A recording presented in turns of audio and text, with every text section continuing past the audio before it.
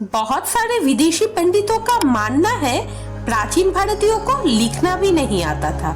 ना तो वो कोई ऐतिहासिक किताब या चीज संभाल कर रखना चाहते थे, ना ही विशेष घटनाओं को क्रम अनुसार रखने की कोई सोच उनमें थी। ये सब विदेशी पंडित आज भी मानते हैं आर्य लोग बाहर से आकर भारत के मूल निवासियों द्राविड़ों को हराकर यहाँ बस गए। पर सच तो यह है, भारत के प्राचीन हड़प्पा सभ्यता को आर्य लोगों ने नष्ट कर दिया। इसलिए वे जो मानव इतिहास जानते और मानते हैं वो सिर्फ 5000 साल पुरानी है। असल में ये कहा जा सकता है कि उन विदेशी पंडितों के सभी दावे झूठे अफवाह और झूठी प्रचार है। भगवान श्री राम, रावण आदि रामायण में वर्णित सभी किरदारे 24वें त्रेता युग में रहते थे। रामायण के अनुसार भगवान राम त्रेता और द्वापर युग के क्रांति काल में जन्म लिए थे। जैसे एक साल में 12 महीने का चक्र चलता रहता है या फिर एक सप्ताह में 7 दिनों का चक्र चलता रहता है, वैसे ही पौराणिक मान्यता अनुसार ये विशाल ब्रह्मांड में समय का एक अनंत चक्र चलता ही रहता है, जो 4 युग अर्थात सत्य युग, त्रेता युग, द्वापर और कलियुग में विभाजित है।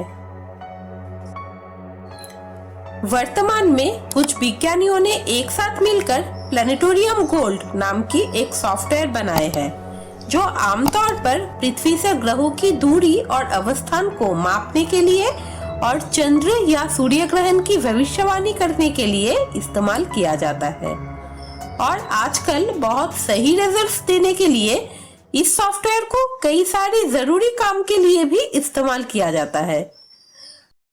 महर्षि वाल्मीकि जी की रचित वाल्मीकि रामायण में लिखे गए तथ्य अनुसार चैत्र माह के शुक्ल पक्ष की नवमी तिथि में भगवान श्री राम का जन्म हुआ था। अर्थात चैत्र माह के चांद्रमास के बढ़ते चरण के 9वें दिन इस धरती पर श्री रामचंद्र ने जन्म लिए थे। उस समय पुनर्वसु नक्षत्र था और सूर्य, मंगल, शनि, बृहस्पति और शुक्र स्थान अनुसार मेष, मकर, तुला, कर्कट और मीन राशि में उपस्थित थी। उस समय कर्कट लग्न था और बृहस्पति और चंद्रमा एक साथ आकाश में दिखा गया था। श्री राम के जन्म के साथ जुड़े हुए इन सभी तथ्यों को एक साथ प्लैनेटोरियम गोल्ड सॉफ्टवेयर में डाला गया। सॉफ्टवेयर से मिले रिजल्ट के अनुसार 5114 ईसा पूर्व 10वें जनवरी दोपहर को वास्तव में आकाश में ग्रहों या नक्षत्रों के राशि चक्र के स्थान बिल्कुल ऐसा ही था। अर्थात प्लैनेटोरियम गोल्ड सॉफ्टवेयर के मुताबिक 10वें जनवरी 5114 ईसा पूर्व को दोपहर में, यानी आज से 7136 साल पहले भगवान श्री राम का जन्म हुआ था। जबकि ये नई तकनीक के आविष्कार के लिए वो प्रशंसा के दावेदार थे, पर खगोल शास्त्र के मुताबिक गणना ना करने के कारण और किसी भी साहित्यिक प्रमाण ना दे पाने के कारण उनके परिणाम पर भरोसा नहीं किया जा सकता, क्योंकि हमारे खगोल विज्ञान के अनुसार राशि चक्र में अवस्थित नक्षत्रों की स्थिति लगभग 26,000 साल के बाद फिर से अपने मूल स्थान पर लौट आते हैं। इसी वजह से भगवान राम के जन्म साल 5114 ईसा पूर्व नहीं भी हो सकता। भगवान राम की जन्म कुंडली के पूरे जांच का एक बहुत ही ठोस आधार है। इसलिए खगोल शास्त्र से मिले रिपोर्ट के आधार पर हमें कुछ सुधार करने की जरूरत है।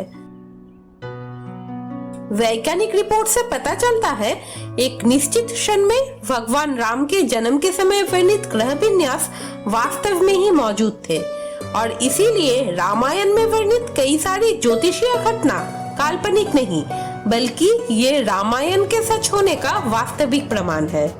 इस घटना को प्रोसेशन ऑफ इक्विनॉक्सेस कहा जाता है। अर्थात पृथ्वी से देखे जाने वाले हर तारे हर 26,000 साल में अपनी पुरानी स्थिति पर लौट आती है। इसलिए तारों का ये विशेष परिवर्तन 5114 ईसा पूर्व प्लस 26,000 या उससे 26,000 साल पहले या उससे पहले की हो सकती है। तो दोस्तों, अगर आपको ये वीडियो पसंद आए तो शेयर करें ना करें, पर इस वीडियो को एक लाइक जरूर कीजिए। मिलते हैं अगली वीडियो में, तब तक के लिए खुश रहिए। जय श्री राम।